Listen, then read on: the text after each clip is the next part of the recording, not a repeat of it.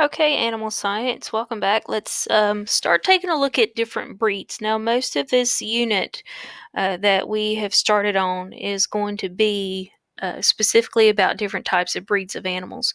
And so, when we're looking at different breeds, a lot of times there's certain traits that animals are recognized by, and that's the breed quality that is going to help you to recognize one particular type of animal. It may be color, it may have something to do with their size or their frame. It might be an animal that is extremely well muscled. It might be an animal that has got some other type of adaptation, and we're going to see some of those a little bit later on whenever we look at some of the different beef breeds. So, when we're looking at breeds of livestock, there'll be certain things you want to look for that should be true to type with every animal in a particular breed.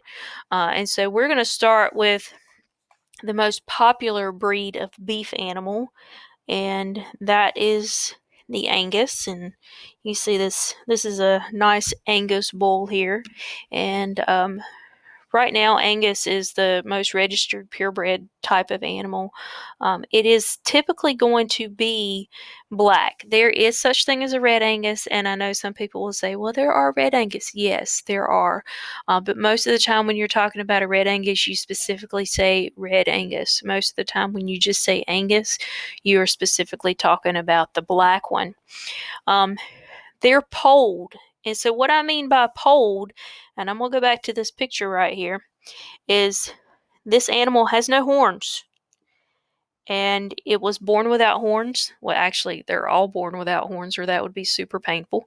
But this animal never developed horns, and so a polled animal is going to be born hornless and never develop horns. And so Angus are polled. Now, the thing about that is it just makes them safer.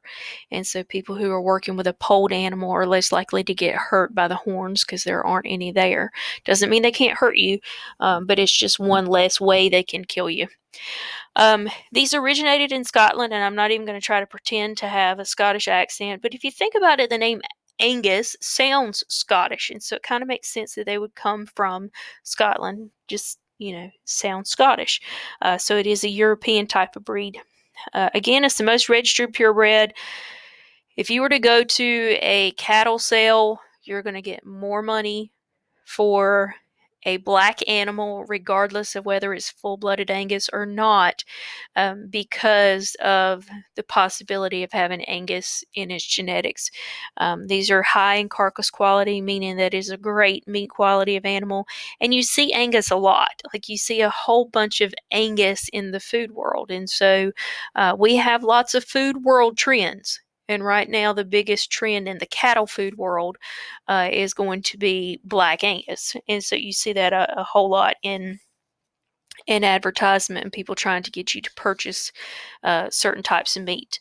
Now, the thing about an Angus, as compared to this animal that we're going to talk about next, an Angus can be kind of high strung. They can be kind of moody, temperamental, difficult to work with.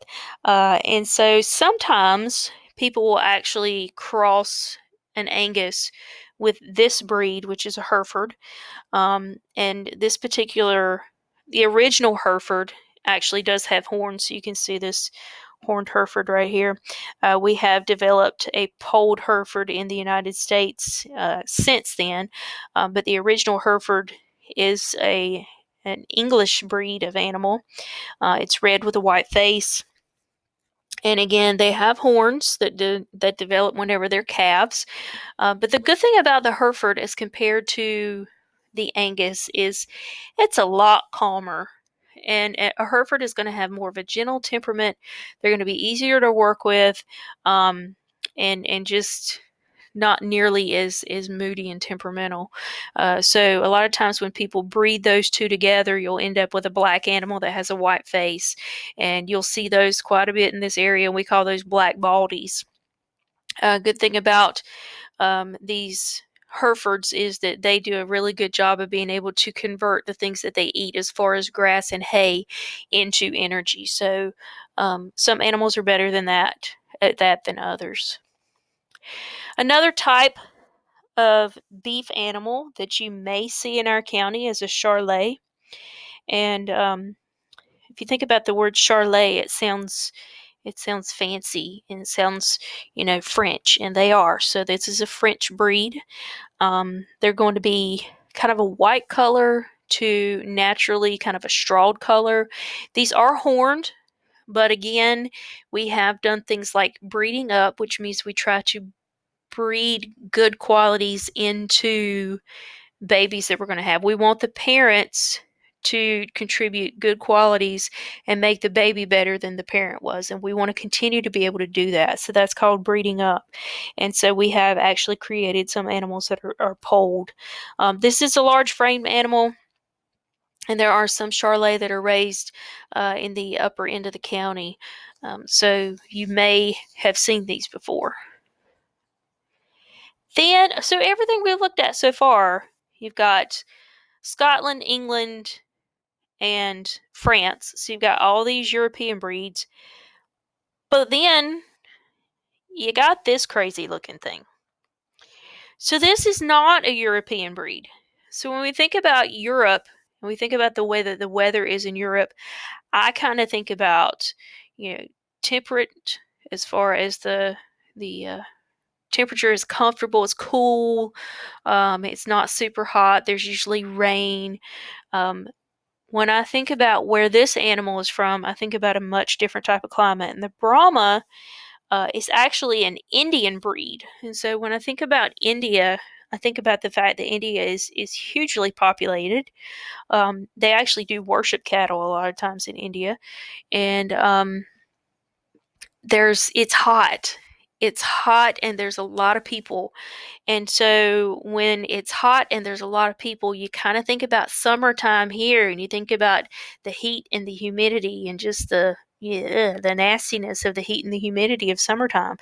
And so animals need to be able to tolerate that a little bit better, especially in the South. And so if we had nothing but Angus and Herefords and Charolais in southern North Carolina, the southern United States, then sometimes it gets hot and muggy and miserable here, and we need something to help animals become more heat tolerant. And so we actually will breed Brahma into our herds in order to make them a little bit more heat tolerant, to make them a little bit more disease and insect tolerant, because we for sure have lots of insects in the South. Another thing, so you got the hump, and that hump is, you think about camels having humps and stuff like that. This is just a fat hump. It's not, there's no water in there. It's not a water balloon or anything crazy like that. It's just a fatty hump. And down here, if you notice, this is called a dewlap. And so Brahma have got a loose dewlap, and it's just a loose piece of skin that helps to increase the surface area of the animal, to help cool them off in the heat of India or in the heat of North Carolina and the southern United States. So if you see animals that have a little bit of this hump, or they have a little bit of a loose dewlap, they may have a Brahma influence in them. They may have a Brahma relative or ancestor down the line. One breed that is particularly popular in this particular area is the Simmental. And no specific Simmental for you to look at. And the thing about that is they can be any different color pattern. So Simmentals, you won't necessarily be able to pinpoint exactly which animal is a Simmental just by looking out into a pasture, because they do have different color patterns. They're not all the same, but they are a large and rapidly growing animal, which makes them very popular in this area, because the less food and the quicker you can get them to market, the more profitable the animal actually is. So a couple more beef breeds we're going to look at, and I don't have any descriptive slides to go with these, but I do want you to be familiar with them. This guy right here, this is a Beefmaster bull. And so when you look at this animal, this is essentially an American breed. We have created the Beefmaster out of different types of breeds based on the needs that we have. And so if you were to be able to, you look at this animal's DNA, there's actually 3 different breeds that come together to create a beefmaster. I think one of them is pretty obvious. If you look here, you got a little bit of a hump there. If you look here, you also have that loose dewlap. You also have the droopy ears that you see in a Brahma as well. So there's obviously some Brahma in this animal. So that makes it well suited for our part of the world because it's going to help to make it heat tolerant. It's also going to help to make it disease and insect tolerant. Another breed that goes into creating the Beefmaster Bull, if you look at the size and the color here, you don't necessarily see the white face, but they can have white on them. But another breed that goes into making the Beefmaster is a Hereford. And the thing about that Hereford is it makes these animals pretty easy to work with because they're calmer and they're more docile than some of the other types of breeds that you can consider. So we put those together just to make it a little bit easier on the temperament of things. There's also Shorthorn that is included in with the Beefmaster, and there's a lot of animals that have got Shorthorn in their DNA and genetics. We actually have a Beefmaster bull, and his name is Ferdinand, and he's pretty easy to work with. A lot of times when you think about a big bull, you think about the nervousness of being around a big bull. He will literally just kind of walk up to you and start licking you. So you can't always do that with a bull. You have to be careful. You can't always do that with a cow or any other type of livestock animal, but he is pretty docile and easy to work with because he has that Hereford influence, but he's also pretty big. The last beef breed we're going to look at is the Chianina. And to be honest, I had never even seen a Chianina until probably about 3 or 4 years ago. A neighbor that we had one in their front yard. And these are not terribly popular around here, but the thing that is important to know about a Chianina is it's one of the oldest breeds. They're going to be white. They typically have got black on their nose and a black switch on their tail. That hairy part is called a switch. And so the Chianina is going to be white with those black tips on it. Okay, so when we look at these beef animals, all these animals possess something. When I look at this bull, and when I look at this, well, she's a cow, but she's still a beef animal. And when I look at this bull, these are meaty, muscular animals. And so when we're looking at beef animals, we are looking at getting as many steaks and as many hamburgers as we can out of a beef animal. We're going to switch gears now, and we're going to look at cows, but we're going to look at a different type of cow. These are dairy breeds. So when you're looking at meat processing for the beef breeds, for the dairy breeds, you're looking at them making milk. And so if they were super muscular, then they would not be very good milk producers. So look at this here. I can see her ribs. Whenever I look at this Holstein, I'm not seeing the muscle that I saw in those beef animals. And, it makes me start thinking, oh, well, they're not feeding her enough. She's skinny. Why am I seeing her ribs? Well, I can assure you, and those of you who have been in cohort A and B have been down to the barn and you've worked with the dairy goats, I can assure you dairy animals eat, and they eat a lot. If they step on your toe, you feel it. They're not light, dainty animals. But the thing about it is everything that they're eating, instead of it going into, the area here and the area here to make muscle, it's going into this area that I'm circling right here. It's going into the udder. So the more they eat, the more milk they're going to produce. That's one thing that I notice with our goats is when it's super hot, they don't feel like eating as much. And so the first week or two of school, we weren't producing as much milk down at the barn because they just don't want to eat as much whenever it's hot. We're all kind of that way. But as the weather starts to get cooler, and they start thinking about the idea of putting on their winter weight, and so the temperature drops a little bit, they eat more. and I've noticed that the milk production has gone up.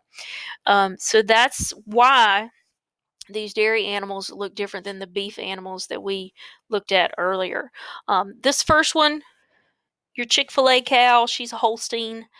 Um, the Holstein is the number one dairy producer in the United States. 90% of the milk that is in the grocery store comes from the Holstein. And it's just because she is a massive producer.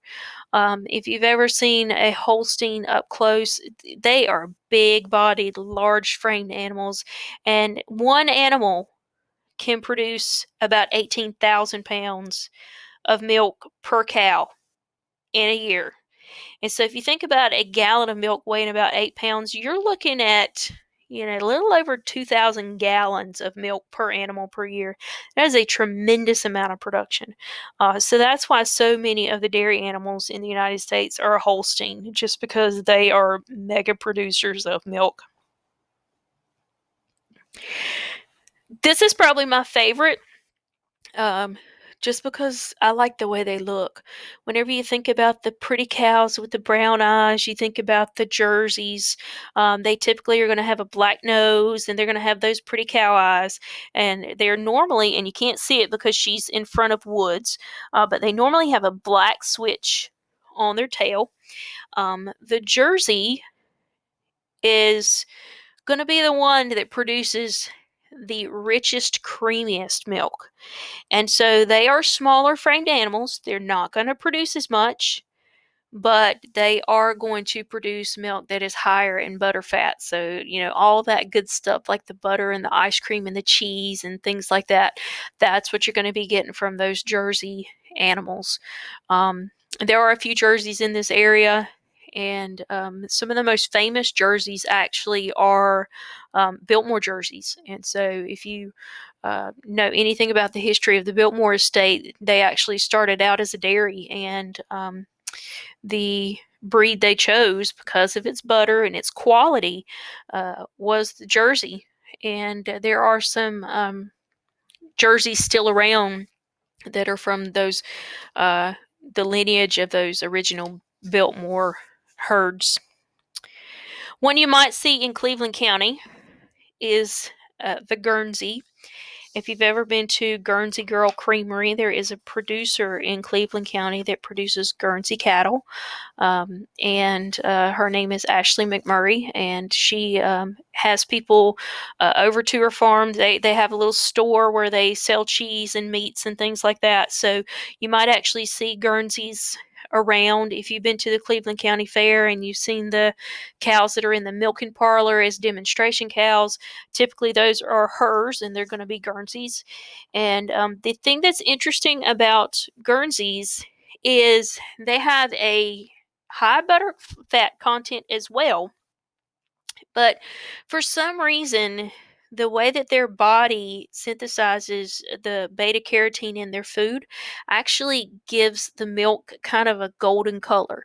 It's kind of like if you were to eat lots and lots of carrots, your skin would eventually have an orange tint to it.